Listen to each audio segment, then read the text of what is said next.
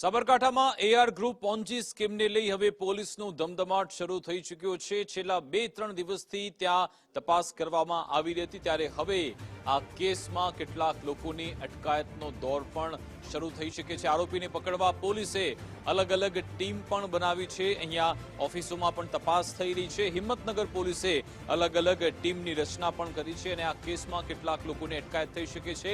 હિંમતનગર ડીવાયએસપીએ તપાસને લઈ મહત્વના ખુલાસા પણ કર્યા છે। તેમના તરફથી કહેવામાં આવ્યું છે કે લેપટોપ અને કોમ્પ્યુટર સહિતના મહત્વના ઉપકરણ પણ જપ્ત કરવામાં આવ્યા, તેના આધારે આરોપી સુધી પહોંચાશે। એઆર ગ્રુપના જેમના પણ નાણાં ફસાયેલા છે તેમના પણ આ બાબતે નિવેદન લેવાશે। સાબરકાંઠા એઆર ગ્રુપ પોન્જી સ્કીમને લઈ હવે પોલીસનો તપાસનો ધમધમાટ શરૂ થઈ ચૂક્યો છે।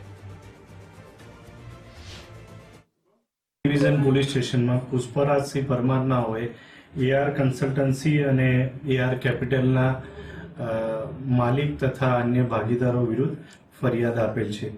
એ ફરિયાદ એવી છે કે રાષ્ટ્રીયકૃત બેંકો અને નાણાકીય સંસ્થાઓ કરતાં ઊંચા વળતરની લાલચ આપી અને વિશ્વાસ કરાવી રોકાણકારોના પૈસા રોકેલા, જેમાં 3 થી 10% જેટલું ઊંચું વળતર એ લોકોને મળશે તેવી હકીકત માટે જાહેરાતો આપી સોશિયલ મીડિયા ઉપર પ્રચાર કરી જે હાલના આરોપીઓ છે એ લોકોએ જાહેરાતો આપેલી।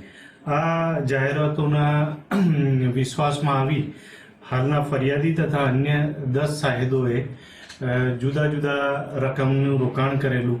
આ કુલ રકમ 3,42,91,000 રૂપિયા થાય છે અને એ જે ફરિયાદી અને અન્ય સાહેદો છે એમને સાવ સામાન્ય વળતર આપેલું શરૂઆતના તબક્કામાં અને ત્યારબાદ કોઈ પણ પ્રકારનું વળતર આપેલું નહીં।